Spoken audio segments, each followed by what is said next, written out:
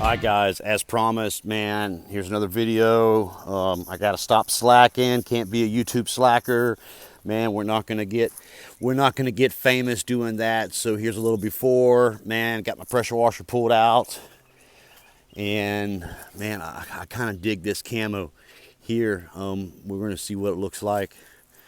Oh yeah, look at that. We're gonna get her. We're just gonna do a straight pressure wash to begin with, and we'll show you what she looks like, and then we'll see if we can get out some degreaser and some suds, maybe some bleach white is an awesome cleaner. You've been using it for years. We'll get her sprayed down with some WD-40, and we'll get you updated. So we got her now. When you're pressure washing these plastics, guys, don't use your big homey pressure washer. I prefer to use these electric pressure washers on these small bikes, four-wheelers, dirt bikes, all that good stuff, because you're not gonna cut your plastics off. One good thing, let's see, what's this one, 2000 psi, 1800 psi, I'm sorry. You get up to about 2200 psi, and you can actually take a lot of this off.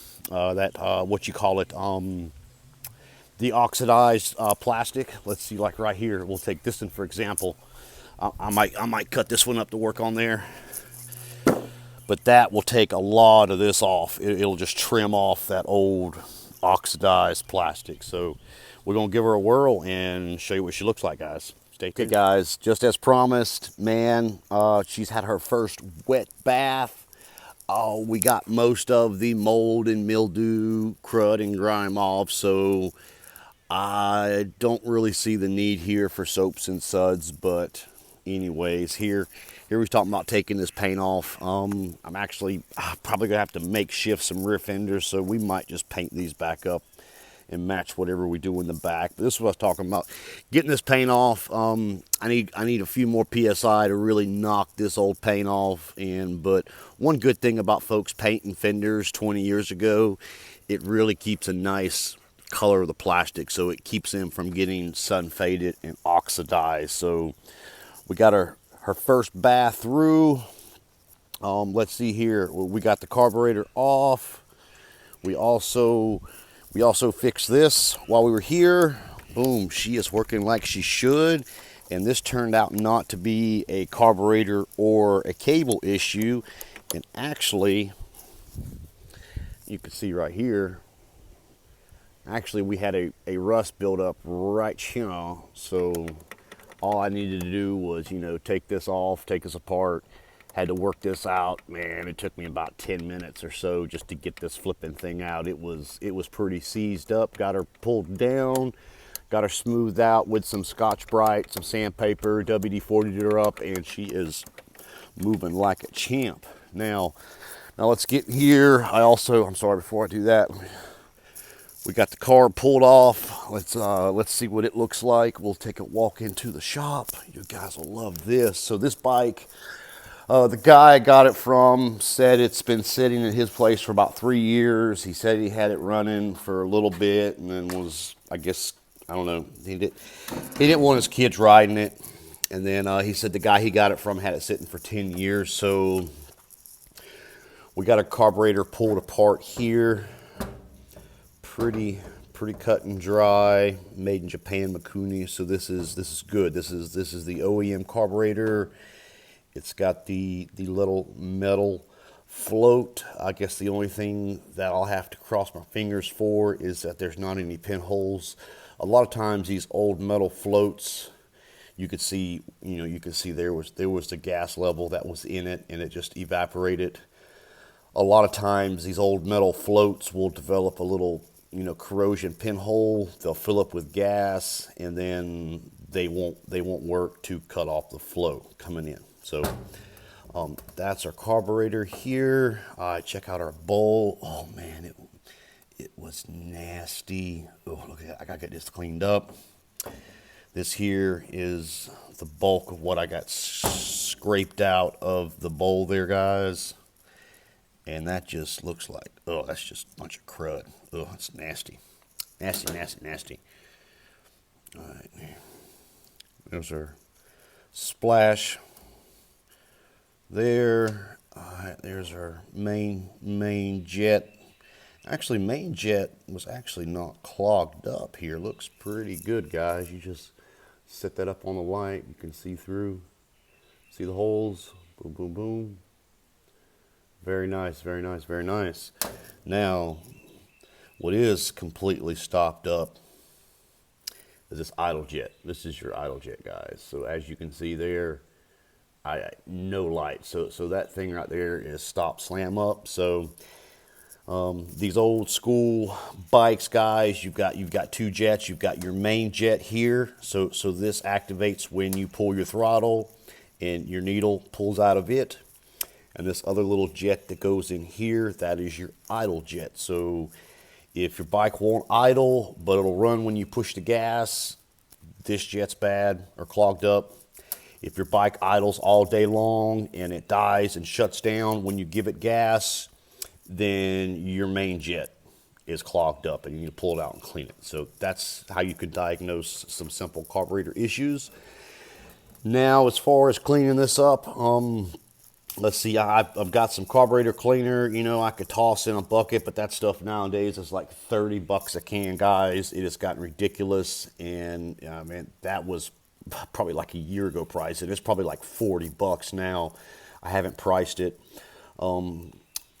Carburetor cleaner works good in a spray can, even better. A can of brake cleaner, brake parts cleaner. My father-in-law showed me that stuff. He's an old school truck driver, and I have begun to use that on cleaning a lot. And one good thing about the brake parts cleaner, it evaporates very, very, very, very quickly.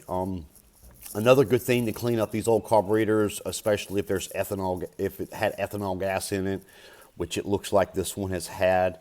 You can see the aluminum here kind of degrading a little bit, and of course all the gunk and yellow, and this is actually in pretty good shape. I was expecting it to be a whole lot worse than this, guys. So basically, you know, ethanol gas sits in the bowl, the gas evaporates, and you're left with the corn syrup. So how do we get rid of corn syrup? Think back to, you know, when you was a youngin' and you got pine syrup on your hands. What did your granny always give you to get corn syrup off your hands? Pine Sol. That is right, Pine Sol, guys. So, man, I get a little can, boop, and I'll go through the process here, get it all cleaned up, show you what it looks like when I'm done. Man, you can throw that in a mixture of Pine Sol and water. But one thing, if you are using Pine Sol and you're starting to have some of this right here, make sure you do delete it, you know, 50-50 mix Pine Sol water, because if you go straight Pine Sol, leave it in there too long, it will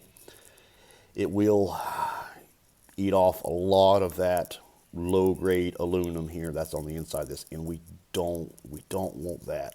Matter of fact, I'm gonna hit this with just some brake parts cleaner and see how well it cleans up, and then we'll go from there. Definitely got to get these jets cleaned up really good and make sure there's no obstructions. As you can see, you know, as we saw there, just hold it up to the light there, you know, nada. So that is completely obstructed. So, one more, I guess, pro tip here.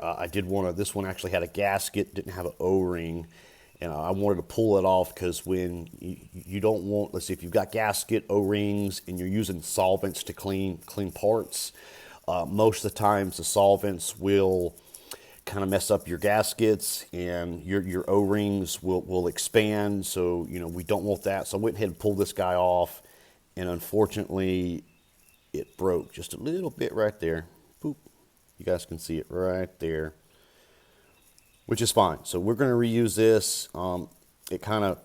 It was more of a fracture of a slant there, and all I'm going to do, guys, is take just a little bit of gasket maker. I like my blue. I just put a little bitty tiny dab right there when I'm assembling it. No problems, done that before. So that's our carb situation. We're going to get her cleaned up. And you guys like the bikes, man. There's the CB. Oh, I did some reorganization in my shop too. Got me a nice little work spot set up. Oh, there's the Comanche again. Oh, guys, look at that thing. Oh, she's beaut. She's beaut. All right, so there we go. We got her cleaned up, bathed up, got the carburetor ready to go, and man, battery is just freaking shot. I did throw my jump pack on here, and the starter does work, which is great. So we're off to a good start. Pull rope's broken, so we'll have to pull that off here eventually and get that working, because man, all my three-wheelers, man, you pull it one time, it cranks. I like that. One other thing we have to figure out is this pipe. Boom, this pipe here. I've got the plastics here. Turns out that's off of a 200, so they're quite different. I'm sure I'm gonna make something work out here, because sourcing these old fenders for this bike, it's not a real common bike, it's not real popular, so they don't have reproduction parts out there for those. But one thing we do have, I do have a little boneyard over here. We've got this old, I believe this is a YTM 185. And this actually looks in pretty good shape. This exhaust here, mounting points look to be about the same. And I'm just gonna yank this girl off, and she seems pretty solid. So we'll swap that out, throw that on there for now. One good thing though, you can still buy the DG exhaust. Still makes an aftermarket one for these. They're about 350 bucks. Not going to purchase it now, because first off, we want to make sure it's a good running machine, and then once we get her purring, then we'll jump on a nice exhaust. I'm gonna go ahead and get this rack off for the next video. We're gonna do a little cleaning up. Got the rear rack off too. We're gonna go ahead and get them painted up real nice. The pegs and floorboards as well, we'll get them cleaned up, and I'm gonna get this girl sprayed down with some WD-40 and let that WD-40 start soaking in and doing what she does best. And won't be long, we're gonna be riding around, guys. Thanks for watching. See you next time.